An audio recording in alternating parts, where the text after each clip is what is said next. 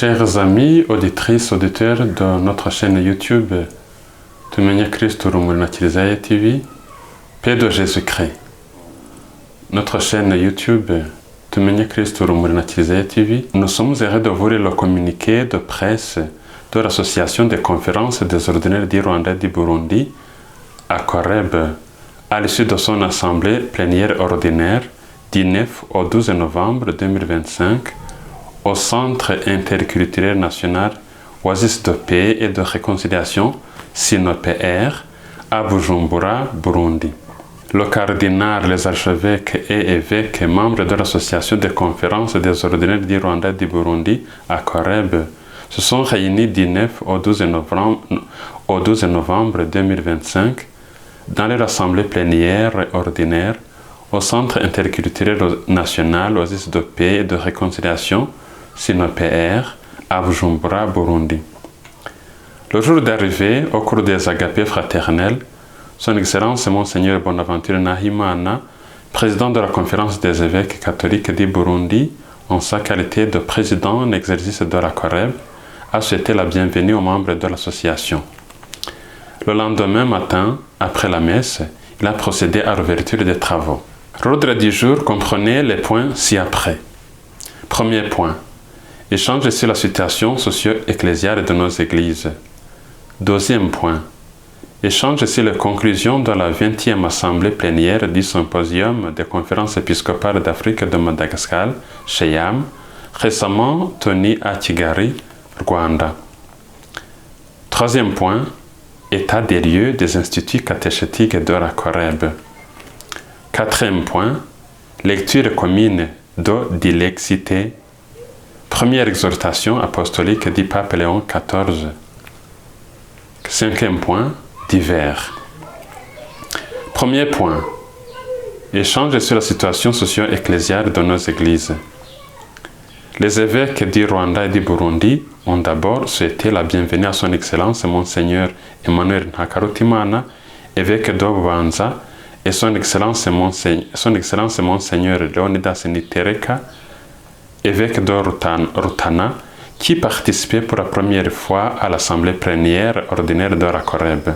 Les évêques ont ensuite abordé les points communs à leurs églises locales et ce qui concerne l'Église universelle. Les évêques se sont réjouis du déroulement de l'année jubilée de 2025 de l'Église universelle qui donne l'occasion fidèles et chrétiens de se renouveler spirituellement et de marcher ensemble dans l'espérance qui ne déçoit pas. Confère la lettre de Saint Paul apôtre aux Romains, chapitre 5, verset 5. Ce jubilé de l'Église universelle coïncide avec le jubilé de 125 ans de l'évangélisation du Rwanda et du jubilé de 100 ans des premières ordinations sacerdotales au Burundi. Ces jubilés sont des moments favorables pour la conversion intérieure des pasteurs et des fidèles chrétiens et pour la promotion de la réconciliation, de la fraternité et de la paix. Au mois d'août 2025, l'Église au Burundi a eu la joie d'accueillir successivement les éminences cardinal Michael Tserny, préfet du dicaster pour le service de développement humain intégral, et cardinal Pietro Parolini, secrétaire d'État de Sa Sainteté le pape Léon XIV. Le cardinal Michael Tserny a visité les réfugiés congolais du camp de transit de Tshishemere dans le diocèse d'Obanza et a présidé la célébration eucharistique entourée des nonces apostoliques au Burundi, des évêques membres de la SECAB et de plusieurs prêtres. Au cours de sa visite, le secrétaire d'État a été reçu en audience par le président de la République du Burundi. Après cette audience et en présence du président de la République du Burundi et du cardinal secrétaire d'État, le président de la SECAB ainsi que les ministres sectoriels ont procédé à la signature de cet accord spécifique déjà approuvé par le Saint-Siège pour la mise en application de l'accord cadre entre le Saint-Siège et la République du Burundi. Le cardinal secrétaire d'État a aussi procédé à la clôture du jubilé de 60 ans des relations diplomatiques entre le Saint-Siège et l'État du Burundi ainsi qu'à l'inauguration du monument de son Excellence Mikhail Kurtini, assassiné à Minago, diocèse de Bururi, le 29 décembre 2003, alors qu'il était nonce apostolique au Burundi. Il a aussi proclamé l'élévation de l'ancienne cathédrale de Mugera au titre de basilique mineure au cours de la célébration solennelle de l'Assomption de la Bienheureuse Vierge Marie du 15 août 2025.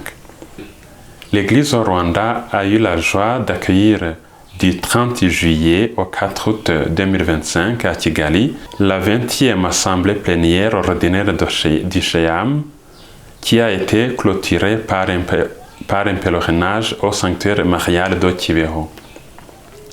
Sur le plan sociopolitique, les évêques se réjouissent que, de façon générale, les pays sont en sécurité, mais déplorent que les frontières terrestres entre le Rwanda et le Burundi sont encore fermées. Ils ont aussi déploré que les prix des denrées alimentaires grimpent beaucoup et mettent la vie des pauvres citoyens dans la précarité.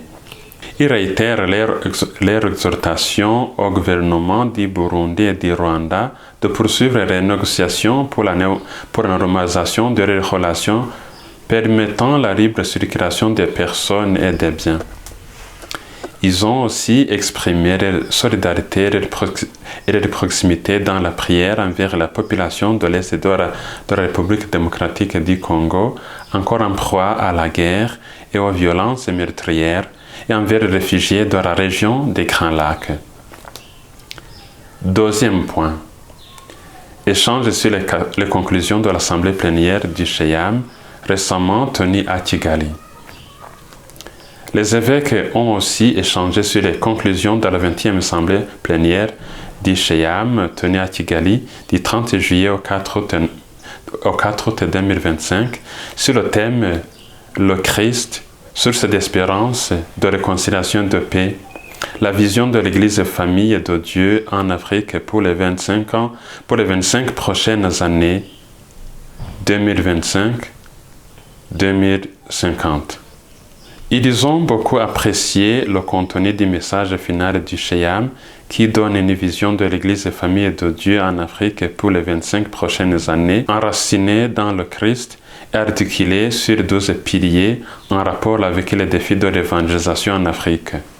Ils se sont exhortés à s'approprier ce message en mettant l'accent sur les piliers prioritaires selon les exigences du contexte socio-ecclésial de chaque pays, en planifiant les remises en œuvre pour l'évangélisation en profondeur, sans toutefois oublier d'en faire le suivi-évaluation. Troisième point. État des lieux des instituts catéchétiques de la Coreb. Les évêques membres de la Coreb ont été mis au courant de l'état des lieux des instituts catéchétiques de la Coreb. Ils se sont rendus compte que l'Institut catéchétique africain ICA de Muyange a besoin d'être mis à jour conformément au système éducatif actuel en vigueur au Burundi afin d'être élevé au rang d'institut supérieur décernant le diplôme universitaire. La Coreb tient à ce que l'ICA de Muyange et la faculté de catéchèse et sciences religieuses de l'Université catholique du Rwanda restent complémentaires et sous son autorité. Quatrième point. Lecture commune de Dilexité, première exhortation apostolique du pape Léon XIV. Les évêques ont fait une lecture commune et contextualisée de l'exhortation apostolique Dilexité qui parle de l'amour du pauvre comme une présence sacramentelle du Seigneur. Dans cette exhortation, le pape Léon XIV souligne comment Jésus traite avec compassion les malades et les pauvres et les pécheurs mis en marche par la société, par la religion. Les pauvres sont nos maîtres. Il rappelle que nos pères dans la foi, les papes, les pères de l'Église, les fondateurs des ordres religieux et les sociétés de vie apostolique ont témoigné le long de l'histoire de l'amour du migrant, du dernier, du petit et du nécessiteux. Ainsi, les évêques estiment que le message de cette exhortation vient à point nommé. Il est un diagnostic de ce monde où les guerres, les injustices, l'indifférence, l'égoïsme et les structures du péché augmentent le nombre des pauvres. Les évêques recommandent à tous les ministres ordonnés, les religieux, les chrétiens, les politiciens et tous les hommes de bonne volonté de la région de se faire les instruments de l'amour et de la miséricorde de Dieu. Cela demande que le soleil s'interpelle en premier par cette parole de Jésus, « Je t'ai aimé ». Apocalypse chapitre 3, verset 9. Cinquième point. Les membres d'Ora Koreb ont échangé sur la note doctrinale du dicaster pour la doctrine de la foi sur le titre Mario, mère du peuple fidèle et nos rédemptrices. Ils se sont exhortés à l'approfondir. Les membres d'Ora Koreb ont été informés que le pape Léon XIV vient d'ajouter 3 points au pacte éducatif global, à savoir éduquer à la paix, accompagner l'usage de l'intelligence artificielle et promouvoir l'intériorité dans l'éducation. Ils ont été aussi informés que le Saint-Père a déclaré Saint John Henry Newman, docteur de l'Église et copatron de l'enseignement catholique, aux côtés de Saint Thomas d'Aquin. Les membres d'Ora Koreb ont clôturé les réunions par une célébration de la Sainte Messe avec les fidèles chrétiens à la cathédrale Regina Mundi, comme un témoignage de communion fraternelle et d'espérance. Les archevêques et évêques membres d'Ora Koreb se sont réjouis des efforts déployés par les évêques pour tenir les réunions de l'association, bien que les frontières terrestres de leur pays soient encore fermées. Ils ont exprimé leur gratitude à son Excellence Monseigneur Gervais Banchimuyusa, archevêque de Bujumbura, pour la soirée de convivialité qui leur a été offerte. Ils ont également remercié de tout cœur la SECAB qui les a bien accueillis dans son centre international national, Oasis de paix et de réconciliation. Fête à Bujumbura, le 12 novembre 2025. Ce communiqué de presse a été signé par son Excellence Monseigneur Bonaventure Nahimana, archevêque de Gitega et président de la SECAB, président en exercice d'Ora Koreb, et son Éminence Antoine Cardinal Kambanda, archevêque de Kigali et président de la CPR, co-président en exercice d'Ora Koreb. Il vous a été lu par l'abbé Ephrem Senani, prêtre du diocèse de Kabgayi. Merci. Que Dieu vous bénisse.